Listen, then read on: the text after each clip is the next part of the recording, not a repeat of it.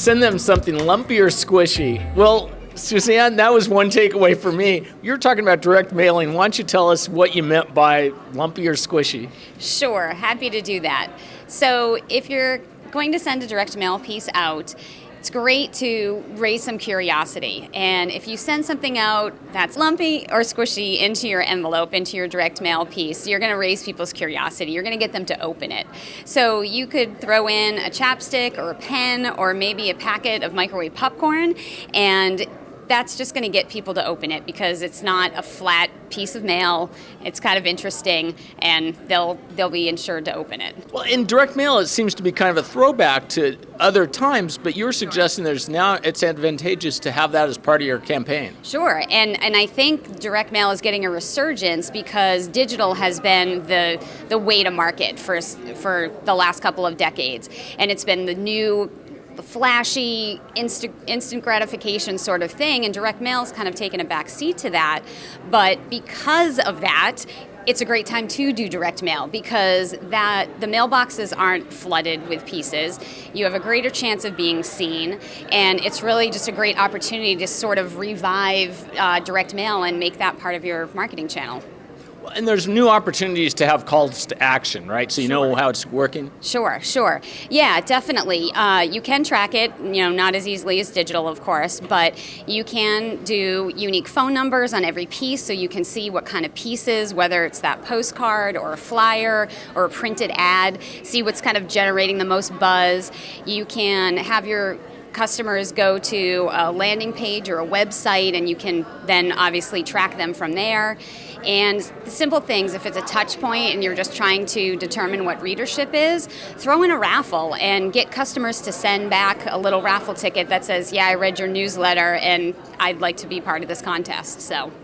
And that's interesting you mentioned newsletter because you also send out a real paper newsletter, right? We do. We have both actually an e-newsletter that goes out every single month, but then we have a quarterly newsletter that goes out as well. And they're a little different. There's obviously some different content and pieces in each of those newsletters. And the printed newsletter is a little beefier, I guess I would say, because it's 4 pages, it's glossy, there's some fun tech tips and community information that's not in the e-newsletter. So. And do you also cross-reference other things, whether it be videos you may have on your site or full articles? Definitely, yeah. So in the printed newsletter, we always have some tech tips, something around something we're trying to sell. So if we're so it's a really subtle, soft selling kind of thing where if we're trying to sell our internet services, we're going to have some tech tips on old routers and, maybe a managed Wi-Fi article as well. And we do community articles in the printed newsletter and just some fun seasonal, whether it's, backyard barbecue tips or recipes or something like that. And so from a targeting perspective, obviously a newsletter will go out to everyone, but I would imagine for specific products and things like that, you must target your audience. Yes, for sure. So we use the bill insert pretty heavily and do digital and printed advertising. We did a campaign that just targeted our TV-only customers to try to get them to use our internet. So we did do a promo around that, giving away 3 months of internet, any speed for $19.99. Just to entice them to be more than just a TV customer, because we all know that TV is kind of a dying sort of product for most of us, and so that we do some targeting there. And we've also looked at, speaking of TV though, our new All West TV platform is a over-the-top streaming service, and we have insights to what customers are using over-the-top services now. So we feel like they're kind of the low-hanging fruit, and we're going to do a targeted campaign to them initially and kind of get them on board, and then hopefully that will help generate some buzz, and then we can convert some other folks. So kind of start at the bottom.